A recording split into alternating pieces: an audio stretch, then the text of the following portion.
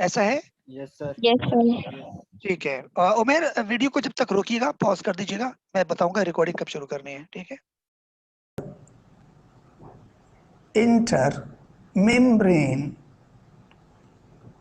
intermembrane space. Intermembrane space, outer membrane, inner membrane. Now, if you see, the inner membrane is extensively folded to increase the surface area. It has a large extended surface, and this extension, this extended loopy membrane is called, each loop of the folded membrane is called crista. And the plural is cristae. If you put E at the end, it's mean cristae. You're talking about all these loops of the membrane in the mitochondria. So this is somewhat like a brief view of the structure of mitochondria. Now, the most important thing about the mitochondria, that mitochondria has some special structure in its matrix, and that is the DNA. It's very amazing that DNA is present inside the nucleus. Even from class 9th आप लोग पढ़ रहे थे कि जो DNA होता है वो न्यूक्लियस के अंदर होता है, but mitochondria has its own DNA. और जब इसका अपना DNA होगा तो ये under the control of cell, जरूरी नहीं है कि हो, ये अपना डिवीजन भी खुद कंट्रोल करता है, यानी माइटोकॉन्ड्रिया खुद डिवाइड होता है, उसको न्यूक्लियस की इंस्ट्रक्शंस की या न्यूक्लियस की डीएनए की जरूरत नहीं पड़ती क्योंकि इसका अपना डीएनए है। और एक चीज और है जिसको हम कहते हैं राइबोसोम। राइबोसोम एक छोटा ऑर्गेनेल्स है जो प्रोटीन बनाने में इस्तेमाल होता है, और वो नॉर्मली एक अपना ऑर्गेनेल है। जिस तरह माइटोकॉन्ड्रिया अपना एक ऑर्गेनेल है, वो अपना एक ऑर्गेनेल है, लेकिन कुछ राइबोसोम्स माइटोकॉन्ड्रिया के अंदर भी पड़े होते हैं, मैट्रिक्स के अंदर। तो ये दो बड़े यूनिक फीचर है जो मैं आपको बताना चाह रहा हूँ। तो एक अगर मैं यहाँ आपको हाईलाइट कर दूँ कि यहाँ इसके मैट्रिक्स के अंदर ये जो मैं दायरा सर्कल डाल रहा हूँ, ये एक सर्कुलर डीएनए है। मैं इसको लेबल कर दूँ, so it's like a circular DNA, ये एक सर्कुलर डीएनए है। इसी तरह अगर हम इसके मैट्रिक्स के अंदर देखते हैं तो हमें बहुत सारे राइबोसोम्स भी नजर आ रहे होते हैं। ये मैं सारे राइबोसोम बना रहा हूँ, और ये जो राइबोसोम है इसकी असल में दो किस्में होती हैं। राइबोसोम की दो किस्में होती हैं, एक को हम कहते हैं 70S राइबोसोम और एक को कहते हैं 80S राइबोसोम। तो जो माइटोकॉन्ड्रिया के अंदर राइबोसोम मौजूद है वो 70S राइबोसोम होता है। 70 का मतलब थोड़ा सा इसका जो मास होता है वो कम होता है, हल्का होता है, छोटा होता है, इसलिए इसको 70S राइबोसोम कहता है।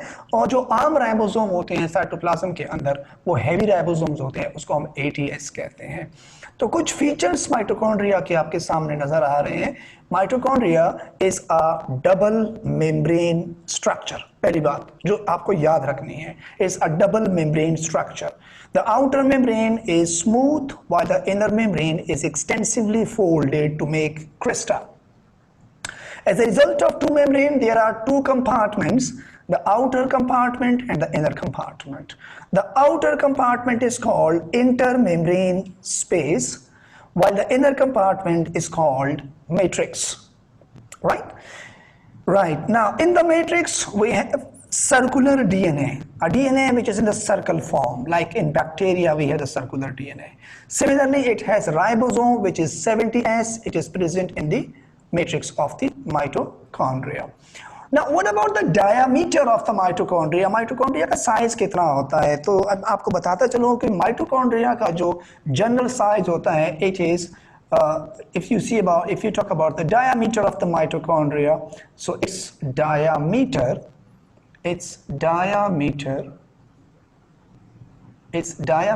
is 1 micrometer. तो माइटोकॉन्ड्रिया का जो साइज है, उनका जो डायामीटर है, ये 1 माइक्रोमीटर के बराबर होता है। और 1 माइक्रोमीटर का मतलब ये हुआ 1000 नैनोमीटर। मैंने पहले कहा था कि जो स्ट्रक्चर 200 नैनोमीटर से बड़ा हो वो हमें लाइट माइक्रोस्कोप से नजर आता है। यानी 200 माइक्रोमीटर का मतलब होता है 200 नैनोमीटर का मतलब होगा 0.2 माइक्रोमीटर। तो ये तो 0.2 से बहुत बड़ा है, 1 माइक्रोमीटर है। इसका मतलब है we can clearly see mitochondria with the help of light microscope. Right, so this is the diameter of mitochondria. लेकिन माइटोकॉन्ड्रिया का जो रेंज है वो 1 माइक्रोमीटर से लेके तकरीबन 3 माइक्रोमीटर तक जा सकता है। तो ये दो बातें जो आपके सामने मैंने डिस्कस की कि माइटोकॉन्ड्रिया का जो डायमीटर है वो 1 माइक्रोमीटर है, लेकिन उसकी रेंज जो है, कुछ माइटोकॉन्ड्रिया ऐसे होते हैं जो कि 3 माइक्रोमीटर पे जा सकते हैं। और अगर आप लेंथ की बात करते हैं कि माइटोकॉन्ड्रिया की लेंथ कितनी होती है, तो वो तकरीबन 20 माइक्रोमीटर तक जा सकती है। ये इसकी माइटोकॉन्ड्रिया की लेंथ है। अच्छा, अब ये तो हो गई सारी इंपॉर्टेंट बातें इन द सेंस ऑफ कि माइटोकॉन्ड्रिया क्या चीज़ें हैं, क्या इसका स्ट्रक्चर है और क्या इसका रोल है। माइटोकॉन्ड्रिया का फंक्शन क्या होगा, what is it's important function. बहुत सारे फंक्शन है माइटोकॉन्ड्रिया के जो कि A2 में रेस्पिरेशन पे पढ़ते हैं, लेकिन यहाँ एज लेवल में मैं कुछ ज़्यादा फंक्शंस की तरफ नहीं जाऊँगा। सिर्फ इतना बता दूँ कि इसका जो क्रिस्टा है ना, ये जो मैंने क्रिस्टा लिखा हुआ है, यानी जो इसका इनर मेम्ब्रेन है, सारा कमाल इस इनर मेम्ब्रेन के अंदर है। इस क्रिस्टा के अंदर हमारे पास बहुत सारे एंजाइम्स होते हैं और उन एंजाइम्स को हम नाम देते हैं ATP synthase, ATP synthase enzyme. तो इसका फायदा क्या होगा, the greater the surface area, the greater the surface area of the inner membrane, the greater will be the number of ATP synthase. So when there are greater number of ATP synthase, there will be more enzymatic reaction. So sometimes ये MCQs question कि क्यों mitochondria का inner membrane ज़्यादा folded होगा, इसका फायदा क्या होगा? So that to create or to control or yeah to facilitate more enzymatic reaction. एक तो ये बात हुई। दूसरा, ये जो मैट्रिक्स है, इस मैट्रिक्स के अंदर भी बहुत सारे एंजाइम्स हैं और इन एंजाइम्स का काम ये होता है कि ये जो सेलुलर रिस्पायरेशन का प्रोसेस होता है जिसमें एटीपी सिंथेसाइज होता है, रिस्पायरेशन के सारे स्टेप्स, तकरीबन most of the steps matrix के अंदर होते हैं, इसलिए वहाँ भी एंजाइम का होना बहुत ज़रूरी होता है। तो ये 2-3 चीज़ें आपने याद रखनी है। माइटोकॉन्ड्रिया के मुतालिक जनरल बातें क्या क्या चीज़ें हुई, अब आपको याद रखने हैं ये बात क्या क्या है। पहली बात तो ये है कि mitochondria is a double membrane structure. दूसरी बात, outer membrane is smooth while the inner membrane is folded. तीसरी बात, the diameter of mitochondria is 1 micrometer, however it has a range from 1 to 3 micrometer and its length is about 20 micrometer. As a result of two membrane, there are two compartments. The outer compartment is called intermembrane space and the inner compartment is called matrix. Right, in the matrix we have circular DNA, which is a unique property of mitochondria, that it has its own circular DNA. So due to this circular DNA, mitochondria is independent regarding its division. So mitochondria can divide like binary fission, like जिस तरह bacteria divide होता है binary fission से, इस तरह mitochondria binary fission से divide हो सकता है। और दूसरी बात ये है कि माइटोकॉन्ड्रिया के अंदर एक चीज मैंने आपको और बता दी, what is that, that is the ribosome. इसका अपना राइबोसोम मौजूद है। तो राइबोसोम का काम क्या होता है, प्रोटीन बनाना, और प्रोटीन बनाने के लिए इंस्ट्रक्शन कौन देता है, डीएनए। अब आप बहुत सोचें, इंस्ट्रक्शन देने वाला भी मौजूद है और इंस्ट्रक्शन को फॉलो करके प्रोटीन बनाने वाला ऑर्गेनेल भी मौजूद है। तो इसलिए माइटोकॉन्ड्रिया का काम यह है कि वो अपना प्रोटीन खुद भी बनाता है और डिवीजन भी उसकी खुद अपनी कंट्रोल में होती है, न्यूक्लियस के ऊपर डिपेंडेंट नहीं होता। यहाँ 2 बातें और बड़े इंपॉर्टेंट है, और वो ये है कि जिस तरह माइटोकॉन्ड्रिया के अंदर सर्कुलर डीएनए भी मौजूद है और 70S राइबोसोम भी होता है। आपको मैंने बताया था कि जो बैक्टीरिया होता है उसके अंदर भी सर्कुलर डीएनए होता है, और बैक्टीरिया के अंदर जो राइबोसोम है वो भी 70S है। बैक्टीरिया के अंदर 80S राइबोसोम सिरे से होता ही नहीं है, 70S राइबोसोम होता है, और उसके अंदर डीएनए भी सर्कुलर डीएनए होता है। तो एक थ्योरी डेवलप की गई, एक थ्योरी है जिसको आप सही समझे या गलत समझे, और according to that theory it says कि ये जो माइटोकॉन्ड्रिया है ये पुराने ज़माने में एक बैक्टीरियम था। यानी ये जो माइटोकॉन्ड्रिया है, सपोज करें कि ये एक छोटा सा माइटोकॉन्ड्रिया मैं बना देता हूँ, लेट्स इट्स अ माइटोकॉन्ड्रिया, और ख्याल किया जाता है कि ये माइटोकॉन्ड्रिया नहीं था बल्कि ये एक बैक्टीरिया था पुराने ज़माने में। क्योंकि इसके अंदर बैक्टीरिया वाली फीचर मौजूद है, इसके अंदर सर्कुलर डीएनए भी है और राइबोसोम भी है। और ख्याल ये किया गया कि इसको एक बड़े सेल ने जाके जो कि एक यूकैरियोटिक सेल है वो इसको इनगल्फ करने के लिए आया, यानी इसको इनगल्फ कर रहा है, जिस तरह के आप फेगोसाइटोसिस के अंदर देखते हैं। और इस इनगल्फिंग के दौरान इसने इस बैक्टीरिया को कुछ यूं इनगल्फ किया,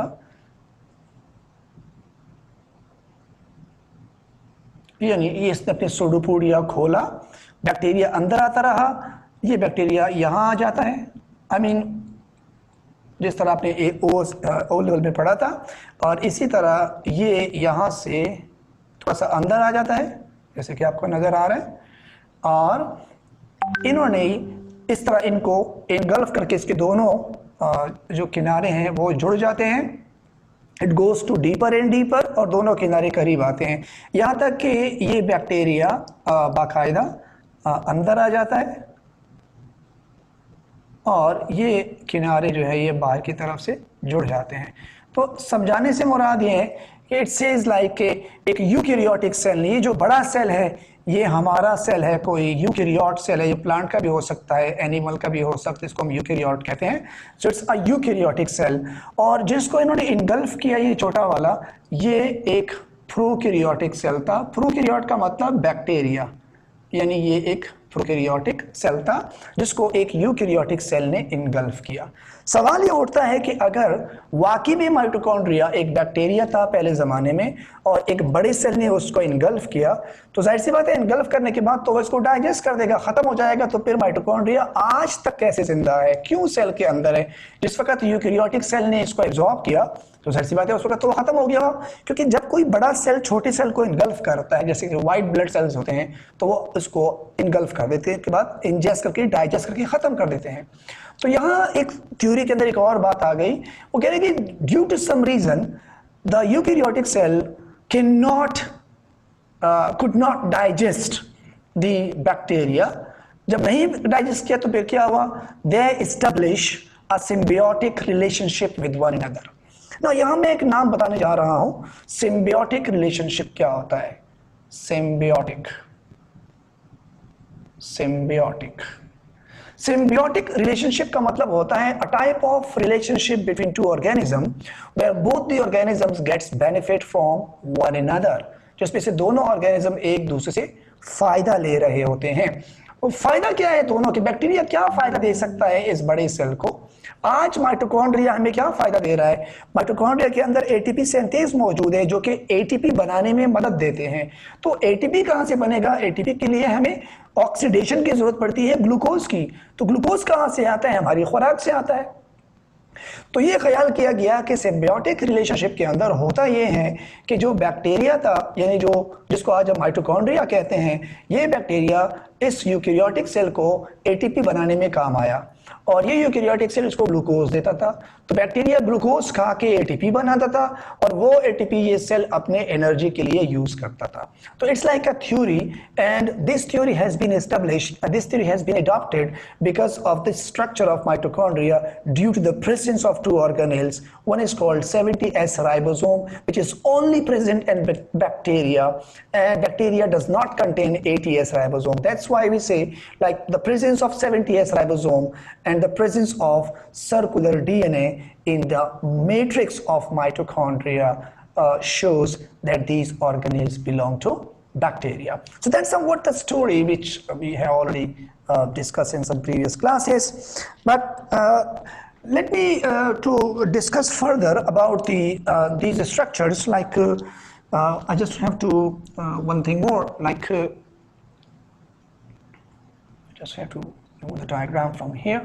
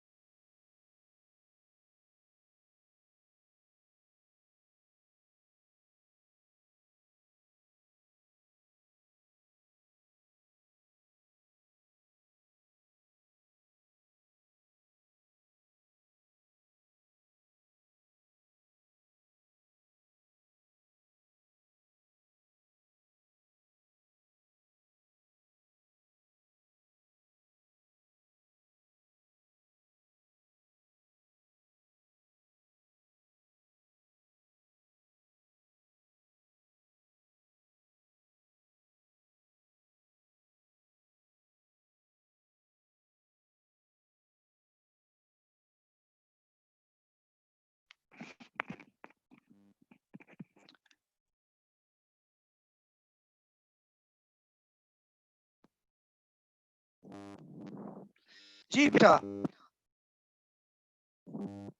एक सेकंड में थोड़ा।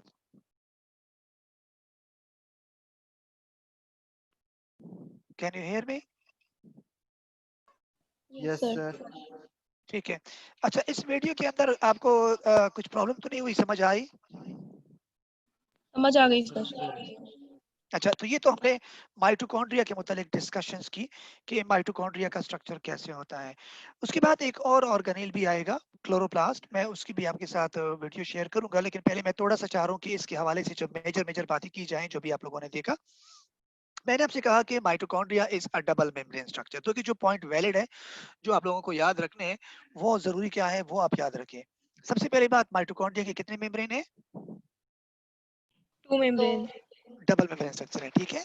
अच्छा, फिर आउटर मेम्ब्रेन स्मूथ है और इनर मेम्ब्रेन फोल्डेड है।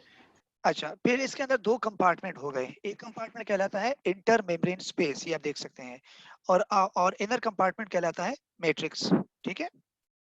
अच्छा, फिर ये जो इनर मेम्ब्रेन है, जो फोल्डेड वाला मेम्ब्रेन है, इसके अंदर हर फोल्ड को हम कहता है क्रिस्टा, और इसका प्लूरल आएगा क्रिस्टे, ठीक है। अच्छा, ये हो गया एक और फीचर। इस क्रिस्टा का फायदा क्या है? लार्ज सरफेस एरिया का क्या फायदा होगा, ये मैंने आपको वीडियो में बताया था कि जितना सरफेस एरिया ज्यादा होगा, उतना ज्यादा एटीपी सिंथेज होंगे, जो कि एंजाइम्स है। मोर एंजाइम रिएक्शन, ज्यादा एंजाइम रिएक्शन होंगे, वैलिड पॉइंट याद रखिएगा।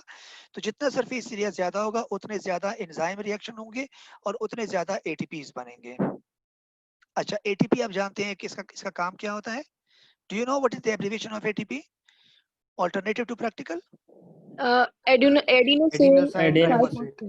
अच्छा, चलो शुक्र है, याद है। So it's not alternative to practical. Adenosine triphosphate, और ये असल में एक एनर्जी कैरिंग मॉलिक्यूल है। तो माइटोकॉन्ड्रिया आपको ओ लेवल में बताया गया था, power house of the cell.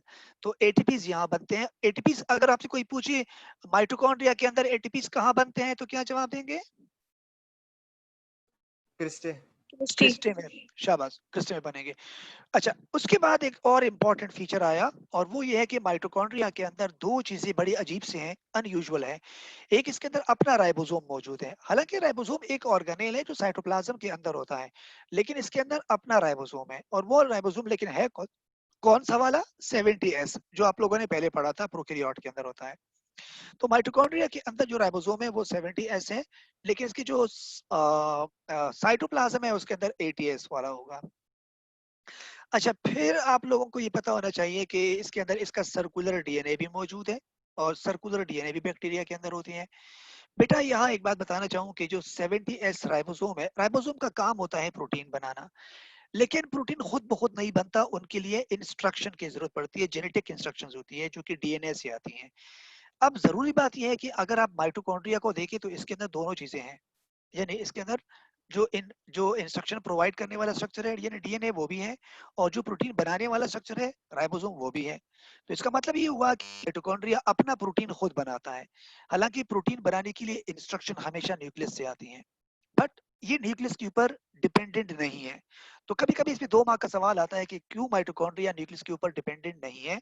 तो आपको पता होना चाहिए कि माइटोकॉन्ड्रिया चूंकि अपना डीएनए रखता है, जो कि असल चीज है, इंस्ट्रक्शंस वो इनके पास अपनी होती हैं, और ये अपना प्रोटीन खुद बना सकता है।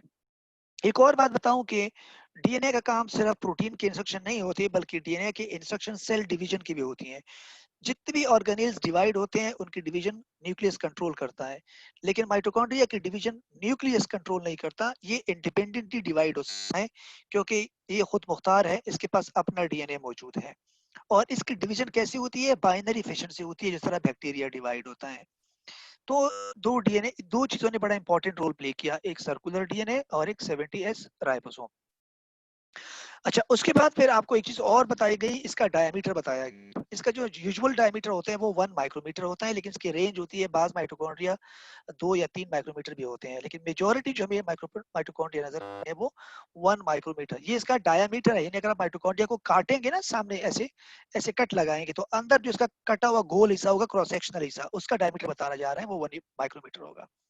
लेकिन अगर माइटोकॉन्ड्रिया की लेंथ की बात करें, और पूरी लेंथ की बात करें, तो ये कम से कम 20 माइक्रोमीटर होती हैं। ये आपको इसका डायमेंशन दिखाया गया। अच्छा, आप लोगों ने पढ़ा था लाइट माइक्रोस्कोप की मैग्निफिकेशन और रेजोल्यूशन बताया था कि 200 नैनोमीटर से कोई चीज बड़ी होगी तो वो लाइट माइक्रोस्कोप से नजर आती है। इसलिए माइटोकॉन्ड्रिया भी लाइट माइक्रोस्कोप से नजर आएगा क्योंकि इसका जो साइज है वो तकरीबन 1000 नैनोमीटर है। अच्छा जी। अच्छा, अब उसके बाद मैंने एक थ्योरी का जिक्र किया। वो थ्योरी आप समझ आ गई? थ्योरी क्या थी बेटा? सिम्बियोसिस वाली Yes, सर्कुलर sir. है। Yes, sir. बताएंगे जरा, मुझे भी समझा दे क्या थ्योरी थी ताकि मैं आपसे भी सुन लूं। Sir Symbiotic. म्यूचुअलिज्म का शाबाश, कोई एक स्टूडेंट बोले बेटा। चल जहां से तुम बोलो। सर म्यूचुअलिज्म का कॉन्सेप्ट है कि at a time mitochondria and the eukaryotic cell were two separate organisms, लेकिन क्या कहते हैं फेगोसाइटोसिस या इंगल्फिंग के प्रोसेस में माइटोकॉन्ड्रिया ने अपने आप को यूकेरियोटिक सेल के अंदर एस्टेब्लिश कर लिया, तो वो एक म्यूचुअलिज्म फॉर्म हो गई। शाबाश, वेरी गुड। यानी ये ख्याल किया जाता है पुराने जमाने में ये जो माइटोकॉन्ड्रिया था ये एक बैक्टीरिया था, माइटोकॉन्ड्रिया नहीं था, और बल्कि एक प्रोकैरियोटिक सेल था क्योंकि इसके अंदर प्रोकैरियोटिक प्रॉपर्टीज हैं। 70s राइबोसोम भी है और सर्कुलर डीएनए भी है। और फिर इसको यूकेरियोटिक सेल ने इनगल्फ किया, लेकिन किसी वजह से वो इसको डाइजेस्ट नहीं कर सका, जिसकी वजह से दोनों में म्यूचुअलिज्म आ गई। और इस म्यूचुअलिज्म की वजह से दोनों ऑर्गेनिज्म अपने आप को आज तक अडॉप्ट कर रहे हैं। एक ग्लूकोज दे रहा है और दूसरा क्या ले रहा है? एटीपी बना के दे रहा है। तो ये कॉन्सेप्ट था हमारा माइटोकॉन्ड्रिया के हवाले से कि ये गलत भी हो सकते हैं, सही भी हो सकता है। अच्छा, फिर आपको यहाँ से आप लोगों से एक चीज और पूछी गई थी, बाज़ वक़्त सवाल आता है इसपे कि माइटोकॉन्ड्रिया को क्यों बैक्टीरिया से रिलेट किया जाता है। तो अभी तक आपके पास कितने पॉइंट है? अगर आपसे पूछे कि बैक्टीरिया को माइटोकॉन्ड्रिया से क्यों रिलेट किया जाता है तो क्या कितने तो वो पॉइंट? डिवाइड बाइनरी फ्यूजन से होता है। क्या उसके बात अलावा है। Sir, circular DNA और सर्कुलर 78 डीएनए। राइबोसोम भी होता है इसके पास। 2 पॉइंट तो ये हो गए। तीसरा पॉइंट अभी बच्चे ने बताया कि बाइनरी एफिशिएंसी बैक्टीरिया भी डिवाइड होता है और बाइनरी एफिशिएंसी माइटोकॉन्ड्रिया भी डिवाइड होता है। और एक पॉइंट आपको और बताऊं, चौथा पॉइंट, दोनों की साइज तकरीबन बराबर है। बैक्टीरिया का साइज भी होता है 1 माइक्रोमीटर और माइटोकॉन्ड्रिया का साइज भी होता है 1 माइक्रोमीटर। बेटा समझ रहे हो? यस सर ठीक है। माइटोकॉन्ड्रिया एटीपी और प्रोटीन दोनों बनाते हैं। माइटोकॉन्ड्रिया क्या बनाते हैं? एटीपी और प्रोटीन दोनों चीजें बनाते हैं। बिल्कुल। प्रोटीन तो वो अपने यूज के लिए बनाते हैं, जैसे वो प्रोटीन उसको जरूरत होती है, लेकिन एटीपी जो है वो प्रोवाइड करते हैं बाकी ऑर्गेनेल को। एटीपी यहाँ बनते हैं और बाकी ऑर्गेनेल को एक्सपोर्ट होते हैं, गोल्जी बॉडी वगैरह के लिए एक्सपोर्ट किया जाता है।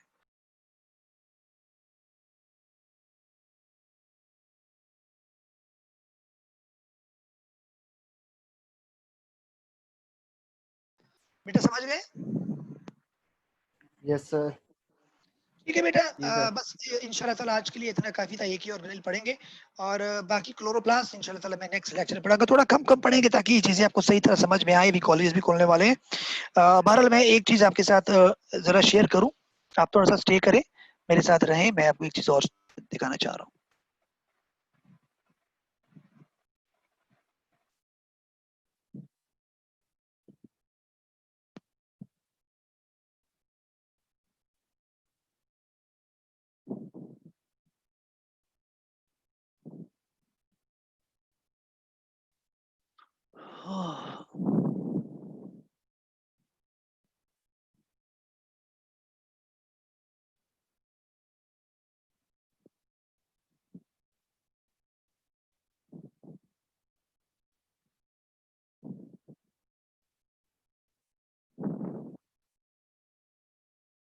ये मैं आपको माइटोकॉन्ड्रिया की जो नोट्स है वो आपके साथ शेयर कर रहा हूँ। नजर आ रहा है स्क्रीन? Yes Yes. सर। ठीक है, राइट। तो अब आप देखिएगा इस डायग्राम को। असल में बोर्ड पे समझाने का मजा ही कुछ और होता है ना, जब तो आप लोगों को अच्छी तरह समझ में आया। तो कुछ चीजें ऐसी है जो व्हाइट बोर्ड से समझाने में अच्छी तरह समझ में आ जाती है। अच्छा, ये इसके नोट्स हैं, मैं आप देख सकते हैं इसको यहाँ से, अगर आप चाहें तो उसको जल्दी जल्दी पढ़ भी ले, ये मैं आपके साथ शेयर भी कर लूंगा। तो इस पे वो बैक्टीरिया वाली कहानी भी लिखी हुई है, देखो यहाँ से पढ़ो। The mitochondria is different from the other organelles because it has its own DNA and is produced independently of the cell in which it is found. Scientists hypothesize that millions of years ago, small free-living prokaryotes were engulfed but not consumed by larger prokaryotes because they were ये गलती से prokaryote लिखा है, यहाँ eukaryote होना चाहिए था, because they were able to resist the digestive enzyme of the engulfing organism. The two organisms develop a symbiotic relationship over time. The larger organism providing the smaller one with ample nutrients, and the smaller organism providing ATP molecule to the larger one. Eventually, the larger organism develop into the eukaryotic cell, the smaller organism into the mitochondria. Mitochondria exhibit many prokaryotic traits, like their DNA is circular and their method of reproduction is binary fission, similar like prokaryote. तो ये अभी आपसे मैंने discuss किया, फिर इसका structure आ गया, तो स्ट्रक्चर में वही बातें लिखी गई है जो मैंने आपको अभी आपसे डिस्कस किया. तो this is all about the mitochondria. Next class में इंशाल्लाह ताला फिर हम पढ़ेंगे क्लोरोप्लास्ट और आगे के जो ऑर्गेनेल्स होंगे. ठीक है बेटा? Thank you very much, and then see you inshallah in the next class tomorrow.